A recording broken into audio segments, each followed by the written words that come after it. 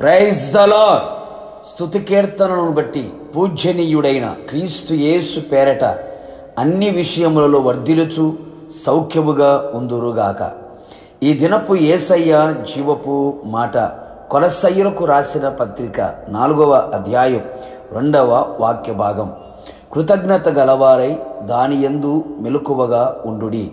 అనుదినము యేసయ్య చేసిన ఉపకారములను మేలులన్నింటినీ తలంచుచు తలపోయుచు కృతజ్ఞతాస్తుతులతో ఆయనను గణపరచుచు కొనియాడుచు మహిమపరుచుచున్న నా దేవుని సంబంధులారా, ఆత్మీయులకు మెలకువ గల జీవితం చాలా అవసరం. ఆత్మీయతలో భక్తిలో ఎల్లప్పుడూ మెలకువ కలిగి ఉండవలెను.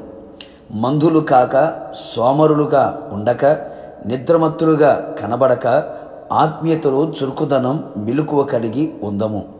అప్పుడే అన్ని విషయములలో వర్ధిల్లెదము, జయము పొందెదము, శోధనలో ప్రవేశించక ఉందుము, ఆయన ఎదుట ధైర్యముగా నిలిచెదము. ఆత్మీయ జీవితం ఆత్మీయుని యొక్క ప్రాముఖ్యమైన ఆత్మీయతలో ఒకటి కృతజ్ఞత. అవును ప్రియులారా, కృతజ్ఞత గలవారై మెలకువ కలిగి ఉండవలెను అని లేఖనము ఘోషిస్తున్న నగ్న సత్యం. కృతజ్ఞత లేనివారై అనేకులు చీకటి సంబంధులుగా మారి అంధకార క్రియలు జరిగించుచు ఆత్మీయతలో దిగజారిపోయి సాతాను క్రియలకు బానిసలై సాతాను సామ్రాజ్యములో చేరిపోయిరి. మనము అట్టి వారిగా ఉండకూడదు. ప్రతి విషయములో యేసయ్యకు కృతజ్ఞత గలవారమై ఎల్లవేళలా కృతజ్ఞతాస్తుతులు చెల్లించదము. కృతజ్ఞతాస్తుతులు చెల్లించుటలో విస్తరించదము. కృతజ్ఞత బుద్ధి, కృతజ్ఞత హృదయం, కృతజ్ఞత గల మనస్సు గలవారమై అనుక్షణం ప్రతిక్షణం క్షణక్షణం ఆయనకు కృతజ్ఞతాస్తుతులు అర్పించదము. కృతజ్ఞత పూర్వకముగా మన విన్నపములను ఆయనకు తెలియజేసి ఆయన దగ్గర నుండి ప్రతి విషయములో గొప్ప జవాబును పొందెదము.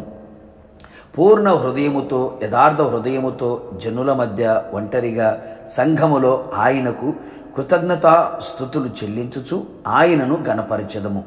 ప్రతి విషయమందు కృతజ్ఞతాస్తుతులు చెల్లించుట అది దేవుని చిత్తము గనుక దేవుని చిత్తము చేయువాడు, జరిగించువాడు నిరంతరము నిలుచును, దేవుని రాజ్యములో ప్రవేశించును.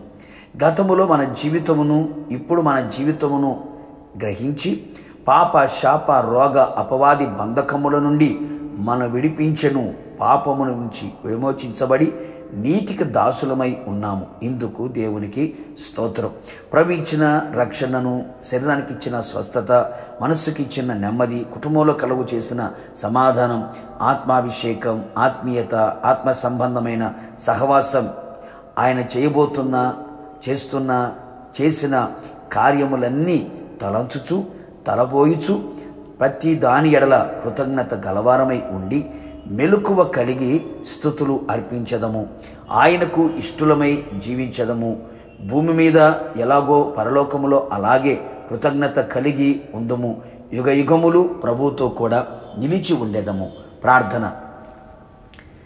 అత్యున్నత సింహాసనమందు ఆసీనుడైన మా ప్రియ పరలోకపు తండ్రి, నీ పరిశుద్ధమైన పాదములకి స్తుతి స్తోత్రములు చెల్లించుచు ఉన్నాం.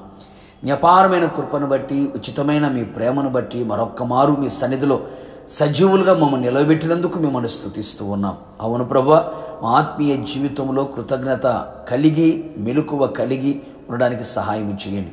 ఎల్లవేళలా ఎల్లప్పుడూ ప్రభువా, మీరు చేసిన ప్రతి కార్యములను తలంచుచు తలపోయిచు కృతజ్ఞత కలవారమై జీవిత కాలమంతా మీ సన్నిధిలో కనబడినట్లుగా కృప దయచేయండి. మీ రాజ్యములో మేమంతా చేరి యుగయుగములు మీతో కూడా ఉన్నట్లుగా కృప దయచేయండి. కృతజ్ఞత లేని మనస్సు ఎవరిలో కనబడకుండా ఉండేటట్లుగా కృతజ్ఞత గల బుద్ధి, హృదయమును, మనస్సును దయచేసి మీ నామాన్ని గణపరుచుకోమని యేసు పేరట వేడుకొని పొందుకొని ఉన్నాము తండ్రి. ఆమేన్. నిశ్చయముగా మీరును మీ కుటుంబ సభ్యులందరూ కృతజ్ఞత కలిగిన వారమై మెలకువ కలిగి ప్రభు రాకడ వరకు నిలిచి ఉందుము గాక. God bless you.